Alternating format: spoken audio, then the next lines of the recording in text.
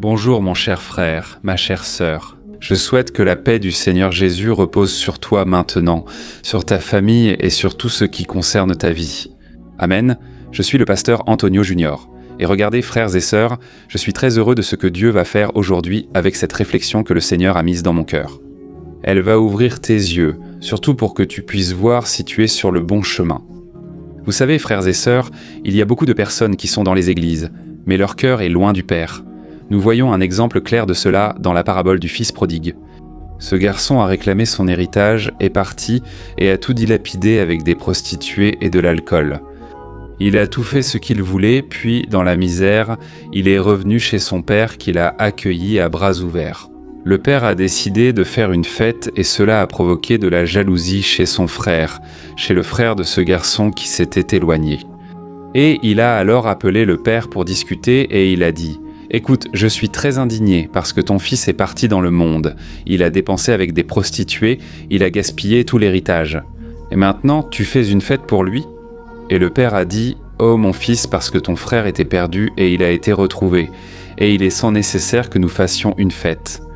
Mais toi, tu devrais comprendre que tout ce qui est à moi est à toi. » Frère, beaucoup de personnes sont dans les églises et elles ont le cœur détourné, même en étant dans une maison de prière, tu comprends ? Ce n'est pas parce que tu es dans un environnement où tout le monde cherche Dieu que tu vas chercher Dieu aussi. Nous voyons l'exemple des pharisiens. Jésus a dit « Vous donnez la dîme, louez, prêchez, mais votre cœur est loin. » Alors, frère, je vous avoue une chose. Ma plus grande peur, c'est de perdre mon cœur, de m'égarer. Même si je continue à faire l'œuvre, vous voyez, c'est ma plus grande peur. Parce que Jésus a aussi parlé de la parabole du bon samaritain. Le lévite, le prêtre, était à des hommes qui rendaient un culte à Dieu, des hommes qui étaient dans l'œuvre. Mais soudain, ils ont croisé un homme au bord du chemin.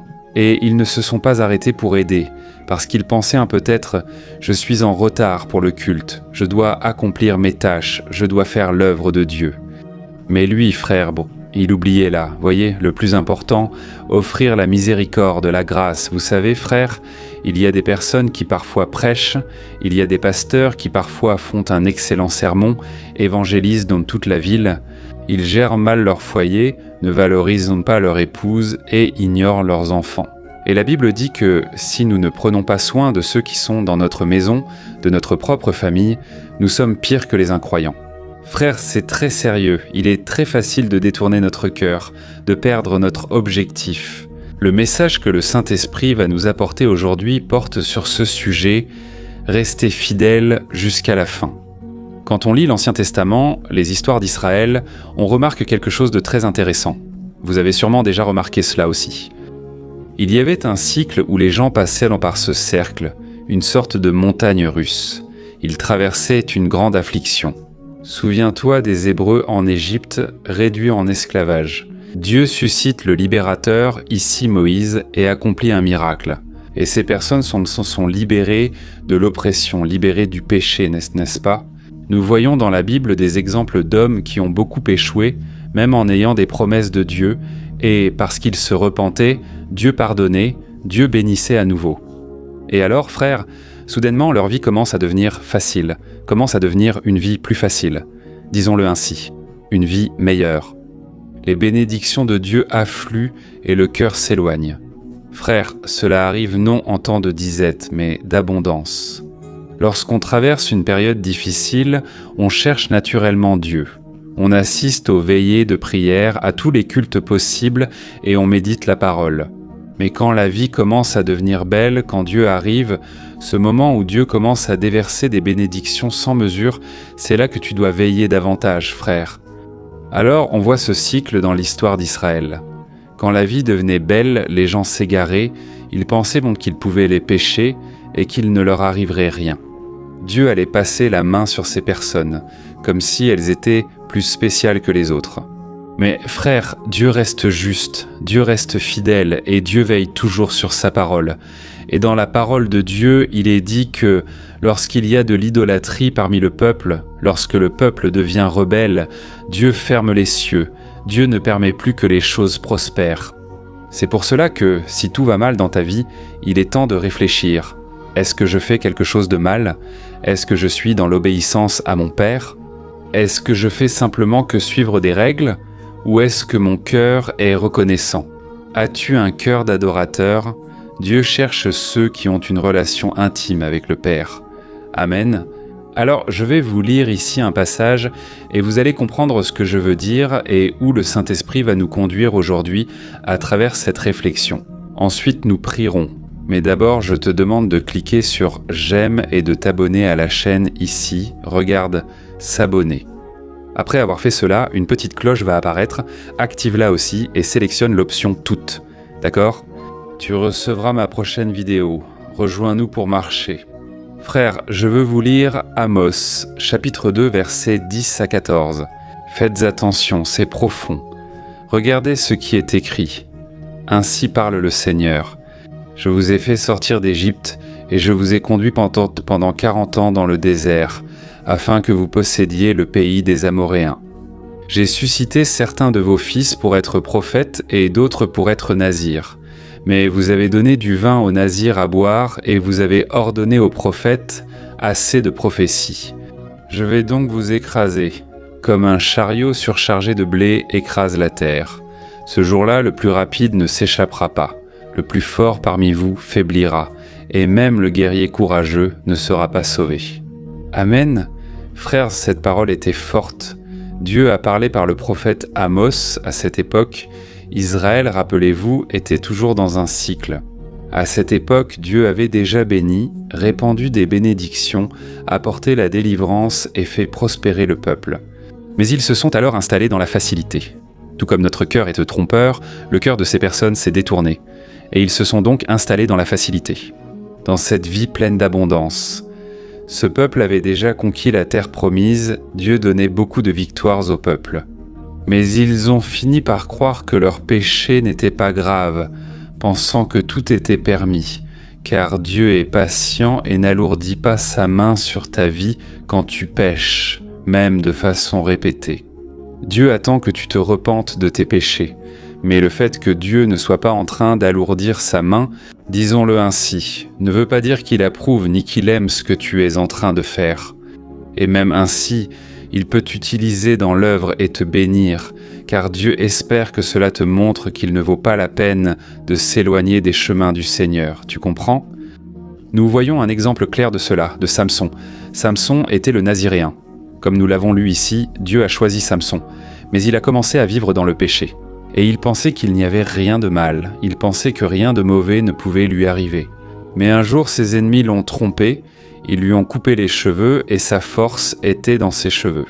La puissance de Dieu transparaissait dans ce secret.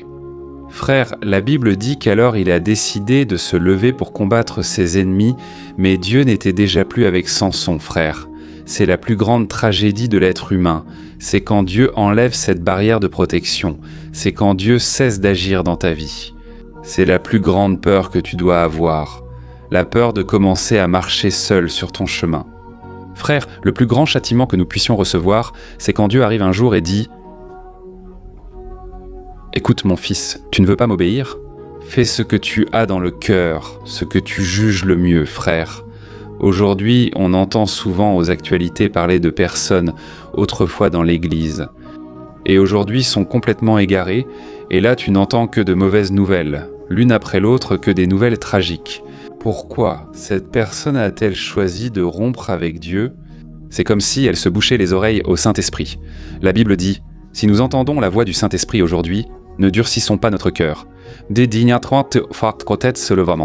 Amen. Ici, frère, la parole dit « Le peuple s'est totalement égaré ». Les nazirs qui étaient auparavant consacrés au Seigneur ont commencé à donner du vin aux nazirs pour qu'ils en boivent, c'est-à-dire en corrompant les bonnes mœurs des hommes de Dieu. Une autre chose, les prophètes que Dieu avait suscités, ils ont simplement dit « Assez de prophéties. Nous ne voulons plus de ces prophéties. Nous voulons faire ce qui est dans notre cœur. » Frère, je viens de me rappeler de quelque chose qui est arrivé à une personne. Voilà, je vais résumer pour vous. Cet homme, il a prospéré, est devenu riche et était un membre fidèle de l'Église. Mais l'argent a corrompu son cœur et finalement, il ne voulait plus aller aux veillées, réunions de cellules, dans les maisons ni à l'église et a commencé à relever de nombreux défauts dans les églises. Pour lui, tous les pasteurs étaient corrompus. Tous les pasteurs ne prêchèrent qu'avec des arrière-pensées. Il a alors commencé à s'isoler et ne voulait plus s'impliquer avec les chrétiens. En résumé, frère, il s'est éloigné lentement de Dieu. Et là, frère, tu sais ce qui s'est passé ? Dieu a suscité un prophète beaucoup utilisé par lui. Il a sonné à l'interphone de la maison de cet homme car il avait un message fort de Dieu pour lui.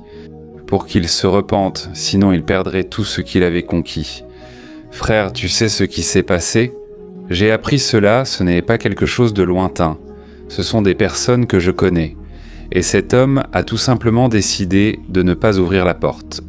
Chaque fois que Dieu envoyait un prophète chez lui, il ne répondait pas à l'interphone, parce qu'il savait qu'une prophétie de la part de Dieu allait arriver. Parce que c'était un frère très utilisé par le Seigneur, une personne de jeûne, de prière. Et alors, frère, malheureusement, il a fini par perdre beaucoup de ce qu'il avait. Vous voyez, il y a eu tellement de problèmes, vous savez. Et ce n'est pas faute d'avoir été averti, mais il ne voulait plus écouter. Il avait simplement le cœur endurci. Frère, c'est le plus grand danger et la plus grande crainte que nous devons avoir. Commencer à vouloir suivre les désirs de notre cœur. Restons vigilants, car ici, le peuple ne voulait plus écouter les prophéties. Et bien souvent, tu penses qu'il y a des paroles dans la Bible, comme celles que je vous apporte aujourd'hui, qui sont dures.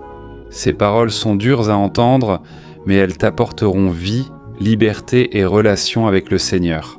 Amen. Pourquoi écouter de belles paroles si elles ne viennent pas de Dieu ? Alors, ce que je t'apporte ici, c'est quelque chose que Dieu a mis dans mon cœur pour que je te le transmette. Je dois t'apporter ce message aujourd'hui. La plus grande illusion, c'est de penser que nous sommes assez bons, de croire que nous n'avons plus besoin de Dieu. Tu comprends ? Il faut être très vigilant, car ici Dieu était très triste envers la nation d'Israël. Frère, c'est comme un père. Il aime son fils, souhaite le meilleur pour lui et cherche toujours comment le bénir. Et le fils, prenons un exemple ici. Le fils demande sans cesse « Papa, j'aimerais vraiment avoir une console de jeux vidéo. J'aimerais pouvoir en avoir une comme mes copains à l'école. » Et le père, tout content, achète la meilleure console de jeux vidéo. Imaginons ici une PlayStation 5 et il l'offre à son fils. Et le fils remercie, il pleure, il est ému. Puis les jours passent. Frère, le père appelle son fils pour parler, mais le fils répond « Papa, attends, je finis juste un niveau. » Le père appelle « Fils, viens dîner. » Le fils répond « J'arrive, papa. » Et le fils reste là, enfermé dans sa chambre. Il ne parle plus avec son père, il ne s'implique plus avec la famille, il ne veut plus rien faire, il n'y a plus ce dialogue, cette relation. Frère, c'est plus fréquent qu'on ne le croit, surtout aujourd'hui avec les portables, la technologie et les jeux vidéo. Mais il en est de même dans notre vie avec Dieu. Beaucoup commencent à s'impliquer tellement avec les bénédictions qu'ils mettent de côté le bénisseur. Ils oublient d'où Dieu les a tirés. Et ici Dieu dit « Regardez, je vous ai sortis d'Égypte, je vous ai libérés de l'esclavage. Vous aviez une vie misérable, une vie de défaite. Mais je vous ai donné la victoire, et maintenant vous me faites ça. » Et alors, vous savez ce qui s'est passé, frère ? Quand on lit le livre d'Amos, les tragédies vont commencer à arriver, les calamités. Dieu a commencé à permettre cela, frère. Ce n'est pas que Dieu est mauvais, non. Dieu est bon. Mais parfois, Dieu doit permettre que les choses tournent mal dans notre vie, pour voir si on ouvre les yeux.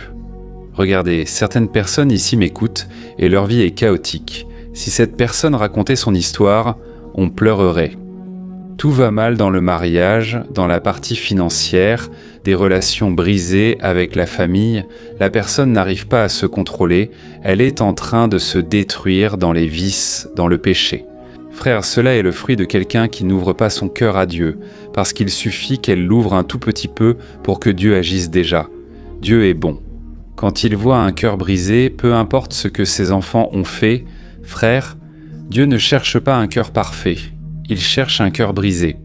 Tu te demandes peut-être, pasteur, comment avoir un cœur brisé ? Qu'est-ce que c'est, frère ? C'est un cœur repentant, un cœur qui s'humilie devant le Seigneur, un cœur qui dit « Dieu, si tu ne mets pas ta main sur ma vie, je vais faire des bêtises. Dieu, sans toi, je vais perdre. Tu vois, voilà un cœur brisé, humble. Amen, gloire à Dieu. Ici, frère, on remarque quelque chose d'intéressant. Dieu a dit ceci ce jour-là. L'homme le plus rapide de tous, il ne pourra plus échapper à mes mains. Le vaillant, le guerrier courageux, lui non plus n'y arrivera pas, même avec ses armes. Frère, Dieu annonce déjà tout ce qui allait arriver. Autrement dit, si nous sommes rebelles, si nous nous écartons des chemins de Dieu, frère, rien ne pourra nous sauver. Ce n'est pas la famille. Tu peux être fils de croyant, fils de pasteur, tu peux venir d'une génération de pasteurs, rien de tout cela ne servira à rien, rien ne te sauvera, l'argent ne te sauvera pas. Tu peux être un influenceur, une personne connue, tu peux avoir les applaudissements de tout le monde, mais si Dieu ne se plaît pas de tes attitudes, frère, la Bible dit ceci, je vais lire, Hébreux 10, 31. Un simple verset dit ceci. Oh, il est terrible de tomber entre les mains du Dieu vivant. Amen. Frère, laissez-moi vous expliquer une chose. Si tu tombes entre les mains des hommes, c'est déjà quelque chose de terrible. Les gens ne pardonnent pas. Ils te rejettent et te laissent de côté comme si tu n'étais rien. Mais frère, il y a de l'espoir pour toi, car Dieu t'accueillera, te bénira et pourra restaurer ta vie. Si tu tombes entre les mains du diable ou de l'ennemi, beaucoup de pertes suivront. Mais à ce moment-là, si tu cries à Dieu, il viendra te secourir, il te défendra devant tous tes ennemis. Le psaume 23 dit que Dieu oint ta tête d'huile devant tes adversaires. Dieu peut t'honorer, il peut t'élever au milieu de personnes qui ne t'aiment pas. Mais frère, une chose est de tomber entre les mains du Dieu vivant. Qui peut t'en sortir, frère? Si Dieu veut que nous passions par une grande épreuve, il est Dieu. Joe, quand il a traversé la pire épreuve de sa vie, il a dit « J'accepterai le bien ou le mal qui viendra de la part de Dieu ». Frère, cette tragédie dans la vie de Joe n'était pas l'œuvre de Dieu, mais de l'ennemi, bien que Dieu l'ait permise. Alors, frère, quand nous sommes entre les mains de Dieu, que ce soit pour que Dieu nous bénisse, que ce soit avec un cœur obéissant, un cœur brisé. Car si tu te rebelles contre Dieu, frère, qui peut lui résister? Dis-moi. D'ailleurs, la Bible dit que même Satan n'est pas l'ennemi de Dieu, il est l'ennemi de nos âmes. Il n'a pas le courage d'affronter Dieu, tu comprends? Parce que personne ne peut faire ça et survivre. Alors, nous voyons ici un exemple de ce que Dieu dit. Écoutez, quand ce sera mon tour, quand vous serez devant moi, personne n'échappera. Frère, ici j'apprends une chose. La seule façon, retenez bien cela, pour nous de nous libérer de la colère de Dieu, parce que Dieu est juste, Dieu est saint, la seule façon d'être sous la bénédiction, sous la faveur de Dieu, c'est si nous choisissons le Fils de Dieu pour être notre Sauveur. Amen. La Bible dit que Dieu a remis toutes choses entre les mains du Fils, et que celui qui a le Fils a Dieu, celui qui n'a pas le Fils n'a pas Dieu. Il n'a pas la vie éternelle, parce que Jésus est l'héritier de toutes choses. Et quand tu es en Christ, tu es sous la bénédiction, pas sous la malédiction. Jésus a dit « Tu ne seras pas jugé, tu passeras de la mort à la vie éternelle. » Car frères, ceux qui feront face au jugement éternel de Dieu, écoutez, Jésus l'a dit lui-même, il y aura des grincements de dents, des protestations, mais cela ne servira plus à rien. Dieu est juste, frère, et a prouvé son amour en envoyant Jésus mourir pour nous. Ainsi, sa justice est déjà tombée sur le Christ. Là-bas sur la croix, Jésus a payé jusqu'à la dernière goutte de sang. Mais maintenant, si nous croyons simplement en Jésus, si nous plaçons notre foi en lui et décidons de marcher avec lui, frères, nous serons sûrement les plus heureux, non seulement sur terre, mais pour l'éternité avec Jésus. Amen. Je vais lire encore un verset. Regardez ce qui est écrit dans Deutéronome, chapitre 8, versets 17 et 18. Il est écrit « Oh, ne pensez pas, ma force et la capacité de mes mains m'ont apporté toute cette richesse. Souvenez-vous du Seigneur, votre Dieu, car c'est lui qui vous donne la force d'acquérir des richesses. Amen. » Frères, nous ne pouvons jamais en arriver au point de dire « J'ai conquis toutes ces choses, j'ai prospéré grâce à moi-même, grâce à mon talent, grâce à mon intelligence. » Il y a des personnes, frères, qui font confiance à leur emploi, il y a des personnes qui font confiance à leur apparence, il y a des personnes qui n'ont même pas de contenu, qui n'ont rien de bon à offrir, mais ce sont des personnes belles. Et la Bible dit que l'homme regarde à l'apparence, l'être humain valorise l'apparence, mais Dieu voit le cœur. Tu ne peux jamais dire « c'est ma force qui m'a apporté cela ». Non, c'est Dieu qui nous donne la force. Amen. Alors, frères, n'ayons peur de rien, si ce n'est de notre Dieu. Jésus a dit « N'ayez pas peur de ceux qui peuvent tuer le corps, mais pas l'âme. Au contraire, craignez Dieu, car il peut faire périr à la fois le corps et l'âme en enfer. » Alors, frères, ce sont là des paroles de Jésus. Ce sont des paroles dures, mais ce sont des paroles nécessaires pour notre vie, pour notre croissance. Toi qui suis déjà les prières ici chaque jour, je te demande, entre dans cette démarche avec moi. Commençons à chercher Dieu de tout notre cœur, à avoir un cœur humble comme celui de Jésus. Écoutons la voix du Saint-Esprit. Si tu dois transmettre un message difficile, reste fidèle au Seigneur. Tu n'obéis pas ou ne désobéis pas aux hommes, tu sers le Créateur des cieux et de la terre, le Dieu vivant, et il a un appel pour toi. Écoute, ces jours-ci, je lisais un passage où Paul dit ceci. « Je frappe mon propre corps afin que, ayant prêché à beaucoup, je ne sois moi-même pas disqualifié. » Frère, l'apôtre Paul avait peur de ne pas être approuvé par Dieu dans l'appel qu'il avait reçu. De la même manière, nous devons avoir cette crainte chaque jour. Suis-je sur la bonne voie ? Est-ce que cela plaît à Dieu ? Tu vois, cela n'a rien à voir avec le salut. Paul, sûr de son salut, l'a clairement affirmé, sans solo solutkunt. Le salut est par la grâce, au moyen de la foi. Cela ne vient pas de nous, c'est un don de Dieu. Mais Paul ne voulait pas perdre son héritage en Christ, ni ses bénédictions, ni décevoir son Père. De la même manière, tu dois avoir cette crainte, cette peur de pécher, non pas parce que tu as peur de la condamnation de l'enfer. Désormais, si tu es en Christ, tu es déjà sauvé par Jésus. Mais tu dois avoir peur de faire quelque chose qui déplaît à ton Père, d'attrister le Saint-Esprit. Amen. Tu as compris ce message ? Alors maintenant, nous allons prier. D'accord ? Je vais juste te demander d'écrire ici dans les commentaires. Regarde, cela encourage d'autres personnes à vouloir écouter le message. Écris comme ça. Dieu vient de me parler aujourd'hui. Dieu m'a parlé profondément aujourd'hui. Amen, gloire à Dieu. Alors nous allons prier. Je vais oindre mes mains avec l'huile d'onction, comme Jésus l'a conseillé aux disciples. Et ils oignaient les malades, oignaient les personnes, et elles étaient en guéries, elles étaient dans se délivrer des esprits mauvais. Et je crois au pouvoir de l'onction. Mais je crois que ceci n'est rien. Ce qui fait la différence, c'est le Saint-Esprit, qui te touchera maintenant si tu crois. Amen. Pose ta main là où tu as mal ou une maladie. Crois au nom de Jésus qui est au-dessus de tout nom, même si tu as reçu un diagnostic, le nom d'une maladie. Jésus est le médecin des médecins. Alléluia. Prions pour que ton cœur se tourne vers le Seigneur. Frères, écoutez ce que j'ai à vous dire aujourd'hui. Je suis arrivé ici à la maison juste pour conclure. Je suis arrivé et c'était le bazar là-bas. Mon fils avait mis le désordre. Il aime beaucoup faire des inventions, alors il adore les petites lumières, les lampes de poche, il construit ses petites cabanes. Je suis arrivé, c'était le bazar. Au début, j'ai pensé « Mince, je vais devoir tout ranger ». Mais j'étais aussi heureux de voir que mon fils est encore jeune et sous mon aile. Et donc c'est comme ça. Si je dis à mon fils « Fils, viens par là », il vient avec moi. « Fils, maintenant, on va à tel endroit », il vient avec moi, mes frères. La joie du Père, c'est de savoir que nous sommes sous tes ailes. C'est la plus grande joie de notre Dieu. C'est de savoir que nous sommes avec lui. Cela n'a pas de prix. Et si moi je ressens un amour si fort pour mon fils, ma fille, combien plus notre Père Céleste, mes frères, notre Dieu, qui a un amour parfait, un amour qui ne connaît aucune ombre de variation. Imagine combien Dieu t'aime. Il ne veut pas te voir loin de lui, éloigné de lui. Amen. Même quand mes enfants seront grands, je veux faire confiance à mon Père pour qu'il veille sur eux quand ils quitteront la maison. Je ne veux pas qu'ils restent tout le temps. Aujourd'hui, les enfants restent de plus en plus longtemps chez leurs parents.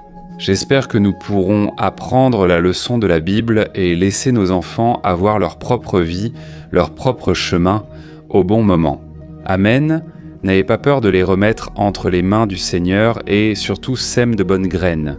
Parce que quand ils ne seront pas près de toi, ce qui fera la différence, c'est ce que tu as semé dans leur cœur. Tu ne peux pas les contrôler tout le temps, mais tu peux être sûr d'avoir semé la bonne graine. Tu as planté ce que Dieu t'a demandé et ordonné. Amen, gloire à Dieu. Alors ferme les yeux. Et à la fin, je te demande de partager cette prière. Alléluia. Prions. Seigneur mon Dieu et mon Père, je veux te remercier pour ce moment si spécial. Ô mon Dieu, quel bonheur d'entendre ta parole à nouveau. Être ici dans cette réunion de prière, c'est comme un culte au Père. Ici, nous écoutons ta parole, nous te louons et nous prions ici. Nous sommes en famille, même à distance. Je te demande, ô Père, de nous bénir profondément aujourd'hui. Ô Dieu, bénis notre famille. Seigneur, ne nous laisse pas succomber à la tentation, ne laisse pas notre cœur s'égarer. Nous voulons nous rapprocher de toi chaque jour, ressentir ton amour et ta présence. Nous voulons, mon Père, te glorifier, car tu es bon, et aujourd'hui, une fois de plus, tu as attiré notre attention. Aujourd'hui encore, ta parole nous a parlé. Je te demande, ô Dieu, ne nous abandonne pas, car notre cœur est rebelle. Bien souvent, notre cœur est enclin à faire ce qui est mal. Seigneur, pardonne nos péchés, guéris nos blessures, ô Dieu, guéris, Seigneur, les blessures émotionnelles. J'étends mes mains et te demande, Jésus, enlève toute douleur, fardeau et combat spirituel que traverse cette personne. Inclus aussi, Père, ceux qui n'arrivent pas à surmonter leur deuil depuis des mois, des années, et cette personne n'arrive pas à arrêter de pleurer, elle n'arrive pas à se détacher du passé. Ô Dieu, nous remettons entre tes mains notre vie, ce qui aujourd'hui nous afflige, nous te le remettons, Seigneur. Ayez pitié de nous, aide-nous à surmonter tout cela.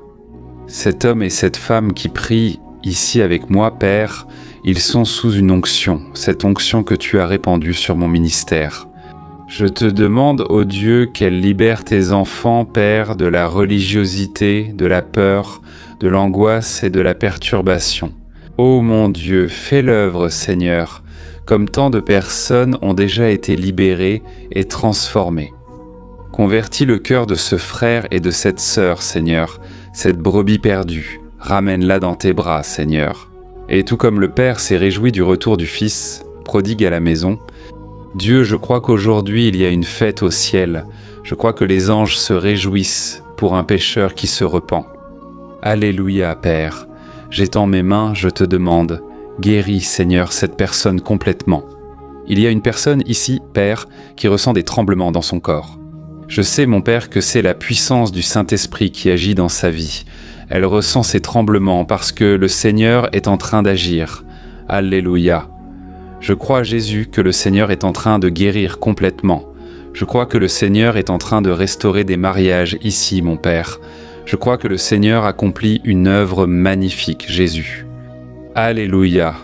Je crois qu'aujourd'hui, mon Père, c'est le jour de la victoire, c'est le jour de la conquête, c'est le jour où l'oppression est tombée à terre. C'est le jour où le Seigneur envoie tes anges pour nous protéger et nous sauver. Ô Alléluia, Père, active le don, Seigneur, qui est en nous, le don du Saint-Esprit. Que certains reprennent la prière en langue et que le Seigneur envoie le réveil. Mon Père, dans la vie de ton peuple, sanctifie-nous, Seigneur, afin que nous puissions voir ta main dans notre vie, dans notre famille. Ô mon Dieu, je te glorifie, Seigneur, car tu es bon. Sans toi, Père, nous ne sommes rien. Ne nous laisse pas nous égarer.